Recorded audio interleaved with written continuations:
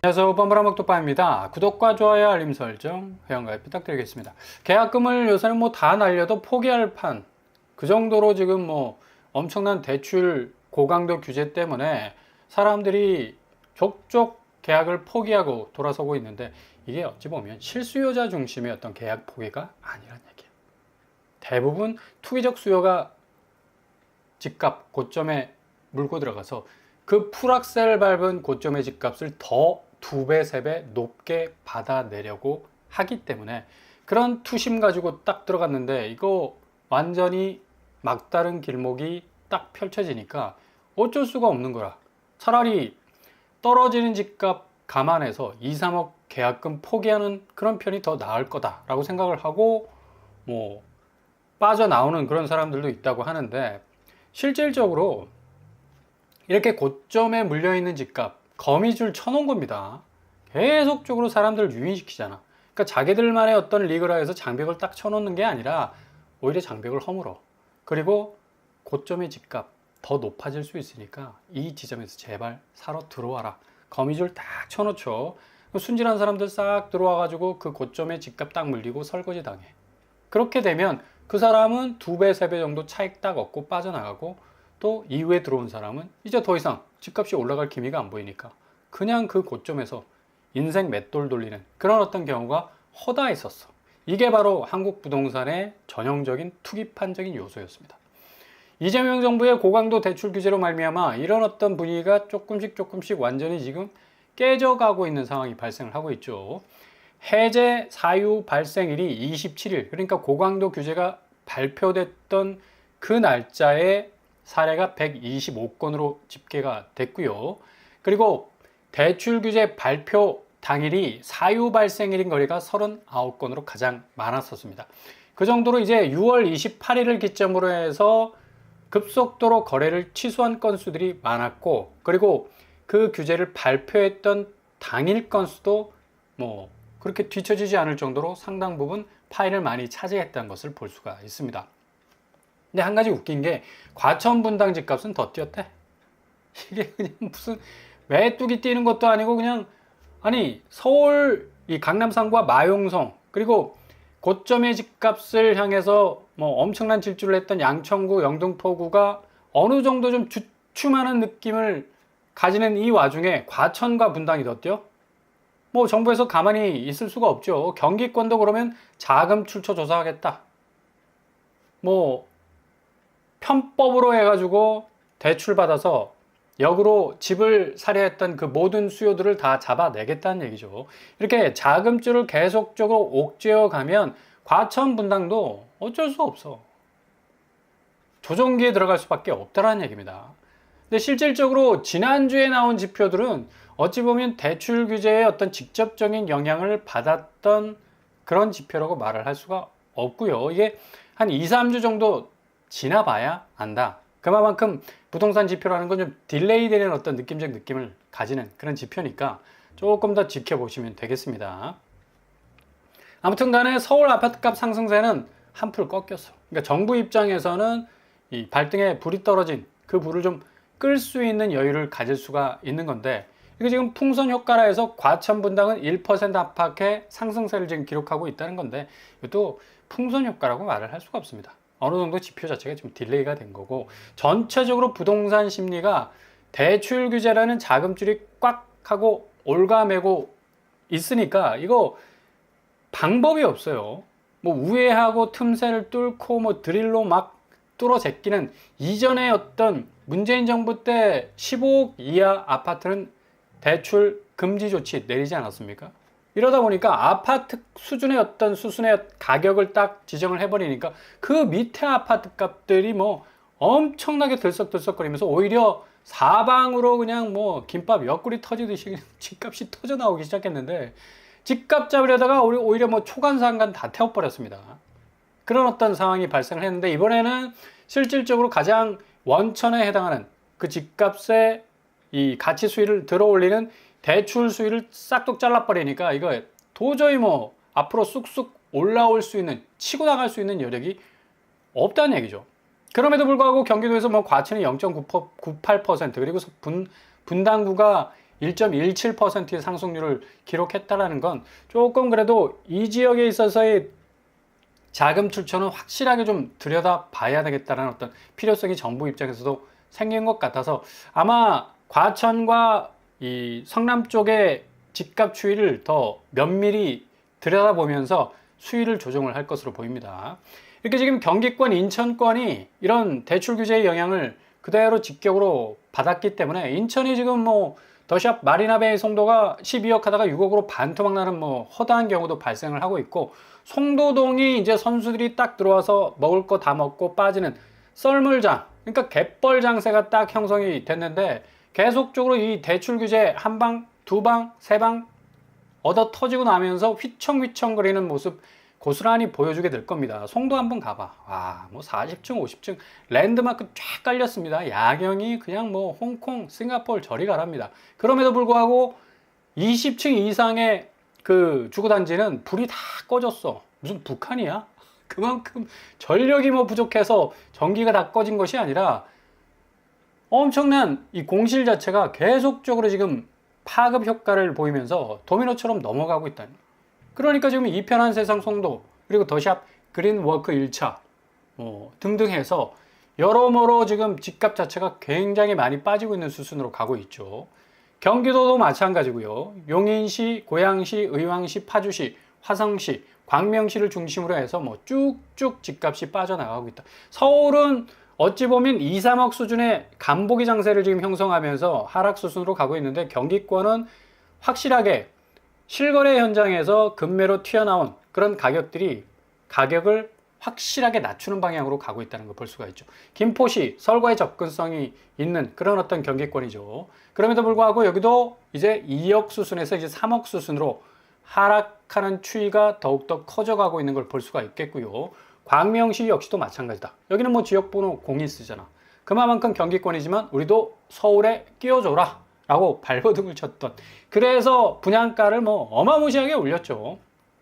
서울 신축 아파트, 특별히 주변에 있는 목동 신축 아파트와 거의 견줄 만한 그런 분양가를 계속해서 토해냈는데, 여기도 결국에 가서는 지금 3억 이상 하락하는 추세를 보이고 있습니다. 얼마 전까지만 해도 뭐 최고가 거래를 계속해서 찍어냈던 그런 곳이었음에도 불구하고 광명시 역시도 하방 압력을 확실하게 지금 받고 있다. 이렇게 경기권, 인천권이 확실하게 좀 움직이는 가격 하락 파이의 수순으로 가고 있는 건 결국에 가서는 이게 되돌아서 서울 비강남권 그리고 강남권으로 다시 치고 들어올 수 있는 하방 압력이 충분히 될 수가 있다는 얘기죠.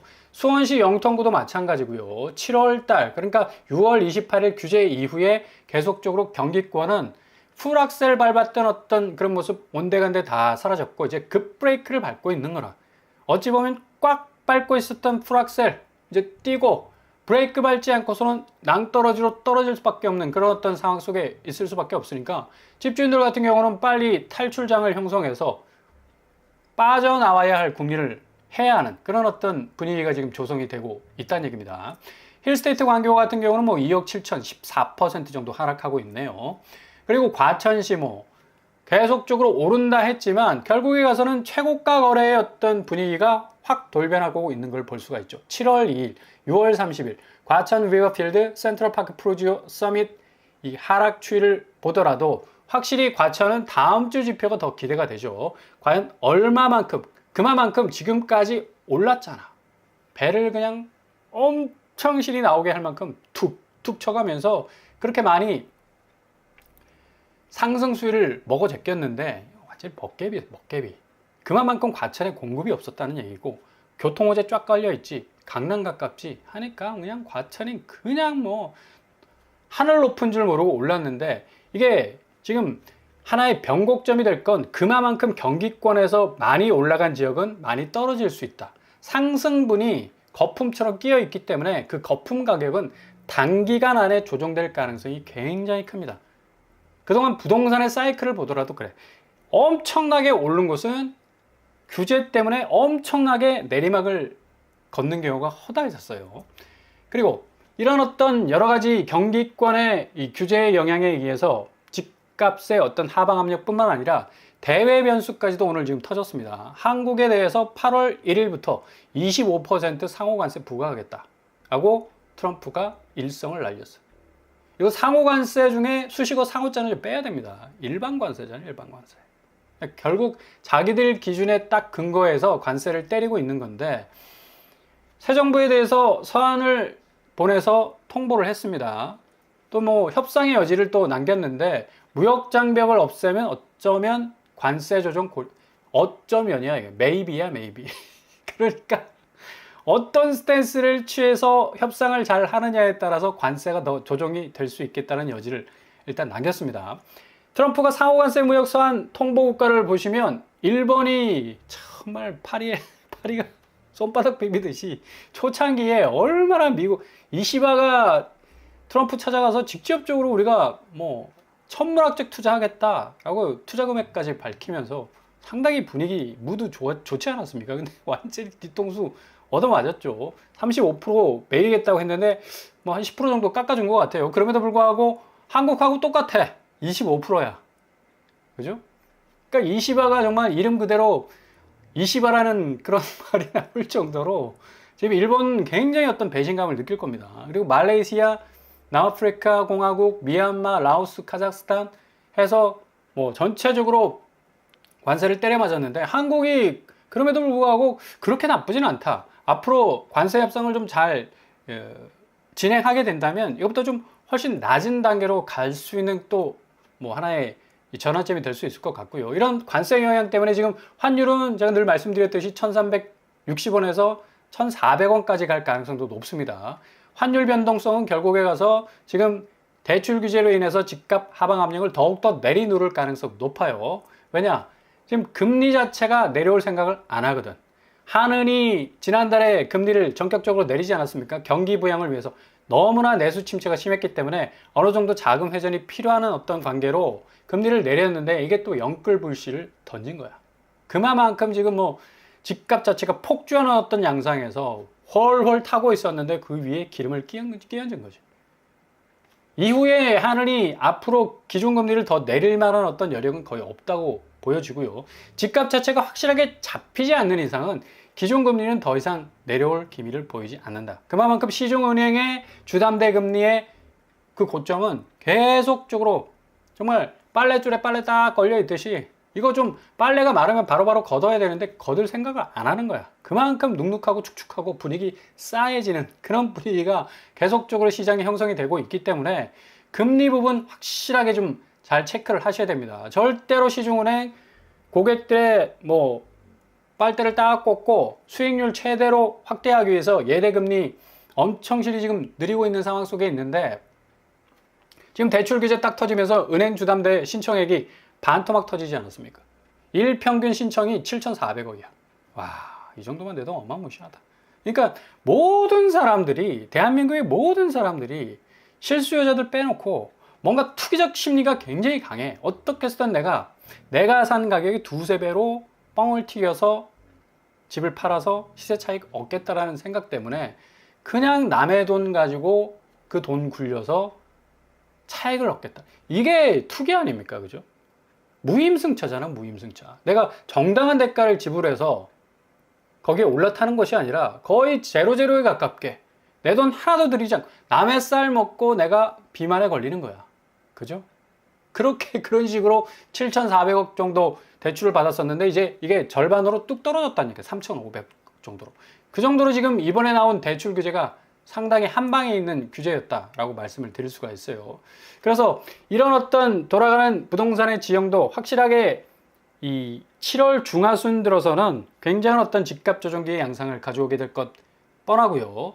그래서 과천에서 나온 어제 잠깐 소개를 해드렸죠. 과천 이 대시양 아파트인데 여기 공공임대로 확실하게 나오게 됩니다. 이게 내일부터 그리고 내일 모레까지 그러니까 7월 9일부터 10일까지 접수를 받아. 꼭 날짜 기억하셔야 돼요. 무주택자라면 그리고 내가 실수요적인 어떤 주거 안정성을 위해서 좀 진입하고 싶다라고 생각이 드신다면 여기 좀 한번 체크해 볼 필요가 있다는 얘기예요. 10년 공공임대야. 근데 공공임대하면 보통 한 20평대인데 여기 84제곱이다. 30평대입니다.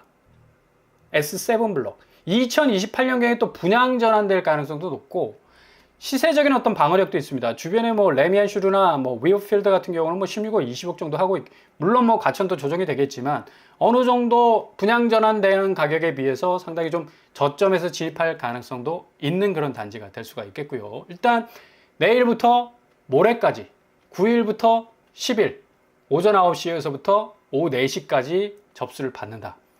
여기 저기 청약홈 아니야. LH 청약 플러스야. 또 나보고 뭐라고 그러면 안 돼.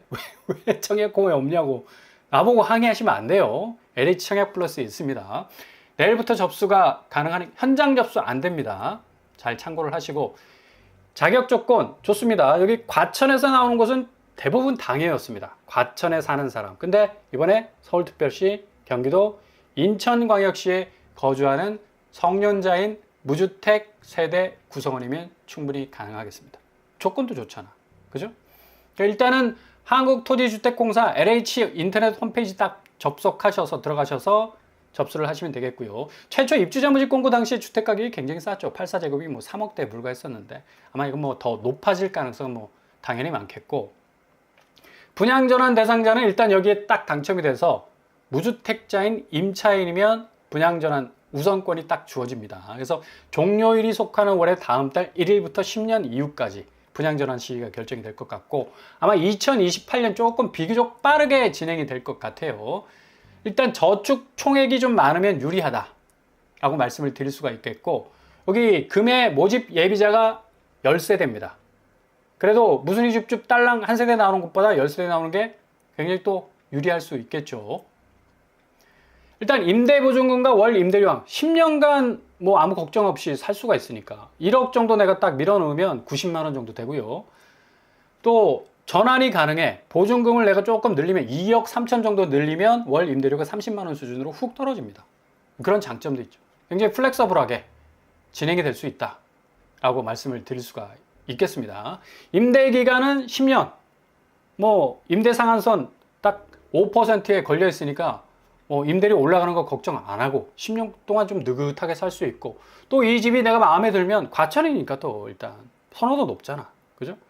내 집으로 또 분양 전환할 수 있는 또 가능성도 있고요. 10년간 또 착실하게 준비해서 모을 수가 있지 않습니까? 705동, 테라스동, 702동 나오게 됩니다. 위치는 뭐 아주 참하게 남서쪽 방향으로 자리를 틀고 있네요. 84제곱은 판상형으로 구성이 되어 있고요. 84B 타워형으로 구성이 되어 있습니다. 그리고 테라스형은 여기도 판상형으로 구성. 뭐 가장 기본적인 어떤 평면도를 가지고 있다고 볼 수가 있겠습니다. 과천 그랑레브 대시양 지난달에 신혼 특공 한 세대 딱 나왔는데 자그마치 14만 명. 거의 뭐 구름대처럼 몰렸죠. 와, 벌떼처럼 몰렸어. 신혼 특공임에도 불구하고 이 정도로 몰렸다는 건 과천 당해에 국한하지 않고 수도권까지 다 지원이 가능했기 때문에 이런 일들이 벌어졌는데 여기 2028년 조기 분양 전환될 가능성이 아주 높은 곳입니다. 좀 잘 기억을 해두시고 서울 민간 분양 같은 경우는 OTR4에 강남에서 분양가 상한제가 딱 적용된 아파트인데 이 규제를 교묘하게 피해갔습니다. 이거 뭐 거의 대나무 꽂아도 되겠다. 그만큼 뭐 28일부터 규제가 딱 시작됐는데 여기 입주자 모집 공고 27일 나왔어요. 그래서 사람들이 뭐 잔금 대출 이상 없이 6억 이상 받을 수 있다 해서 특권 경쟁률이 232.9대 1을 찍었습니다. 아, 역시 대한민국은 주담대 민족이다. 주담대가 나오는 곳은 내가 어디든 가리라. 돈키호테처럼 그냥 따닥따닥 말 달리면서 그냥 돌아가는 풍차를 향해서 달려갔는데 뭐 230, 특공 경쟁률이 230대 1을 나왔다는 건 결국 일반 거의 뭐 10,000명, 20,000명 몰리지 않을까 예상을 한번 해볼 수가 있겠고요. 오늘 마감이 됩니다. OTR4에. 그리고 이 OTR4에는 이 정당 계약이 28일, 30일 날 이루어질 것으로 예상이 되고요. 근데 여기 분양가가 좀 문제지. 5구제곱이 17억이야. 84제곱이 24억. 그러니까 6억 규제라는 어떤 규제가 딱 물려버리면 이게 10억 이상 자기 현금이 필요한데 이제 6월 27일 모집 공고가 나왔기 때문에 비껴갔어. 그러니까 사람들이 대출 받을 수 있겠다라는 그런 희망 때문에 여기 뭐 엄청나게 몰린 건데 지금 성수 1동 OTR4의 30평 분양가가 거의 뭐 평균적으로 25억 정도 되고 소형 평수는 비교적 그래도 뭐 한 12억, 15억 정도 되는 그런 어떤 캐릭을 가지고 있습니다. 아무튼 627 대출 규제 적용을 피했다라는 것, 강남에서 분양가 상한제 아파트라는 것도 작용을 해서 어느 정도 뭐 수요들이 굉장히 많이 쏠릴 가능성이 높은데, 그럼에도 불구하고 마용성이 지금 상승세에서 가장 결착력이 약한 고리가 될 수 있다. 그러니까 성동구 쪽의 아파트 값이 급락할 가능성도 충분히 있습니다. 그런 리스크를 가지고 있는 곳이기 때문에 무리하게 막 진입하고 어떻게 해서든 내가 여기 깃발 꽂은 가격에 두세 배 더 받고 내가 빠지겠다라는 생각, 투기적인 어떤 판단은 굉장한 화를 부를 수 있는 그런 시기임은 분명하다라고 말씀을 드릴 수가 있어요. 성수동이 7월 2일 거래가 나왔는데 한 3억 정도 빠졌습니다. 여기도 이제 간보기 장세지. 결국에 가서는 5억 이상 팍팍 떨어질 수 있는 그런 어떤 전환점이 왔을 때 확실하게 조정이 되고 있다는 판단이 내려질 수 있겠고, 좀 잘 지켜보시고요. 7월 달에 다음 주에 확실한 어떤 공급 대책이 갑작스럽게 발표가 되면서 더 센 규제가 드라이브를 걸게 되면 지금 뭐 깔짝깔짝거리는 이 하락의 파이들은 더 커질 가능성이 높기 때문에 잘 지켜보시면 좋은 기회 맞이하실 수 있을 겁니다.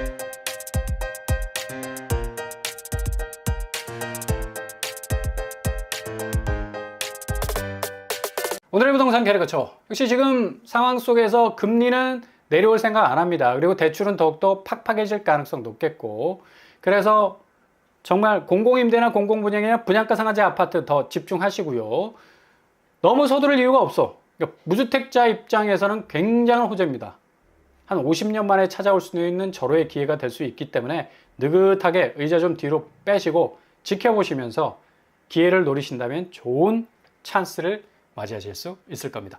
오늘도 응원합니다. 항상 여러분의 길이 꽃길만 되실 수 있길 바랍니다. 이상으로 뻔뻔한 복독발 마치겠습니다. 구독과 좋아요 부탁드립니다. 감사합니다.